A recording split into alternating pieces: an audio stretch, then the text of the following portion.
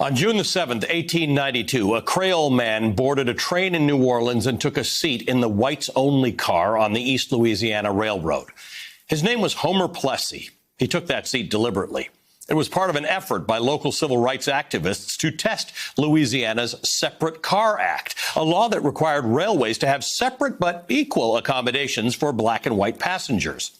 Mr. Plessy was asked to leave. When he refused, he was arrested and placed in the Orleans Parish Jail.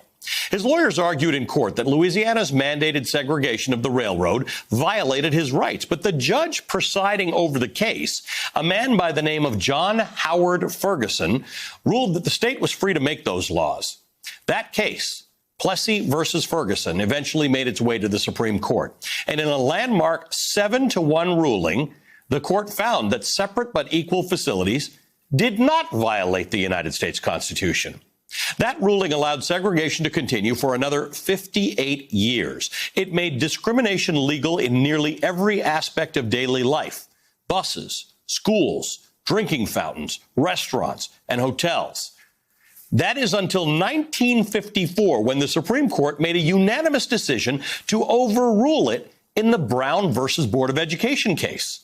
But Homer Plessy never got to see that victory. He pled guilty to violating the Separate Car Act. He was fined $25.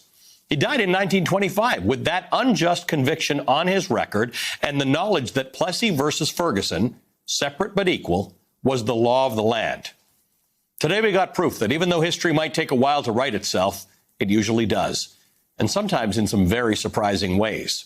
An unlikely duo has been working together to clear Mr. Plessy's name. They are the descendants of Homer Plessy and Judge Ferguson, the judge who ruled against him all those years ago. Both sides joined together and petitioned the Louisiana Board of Pardons to clear Plessy's record.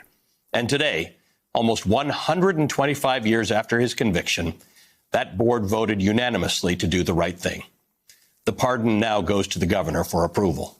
And finally, justice. That's been a long time coming.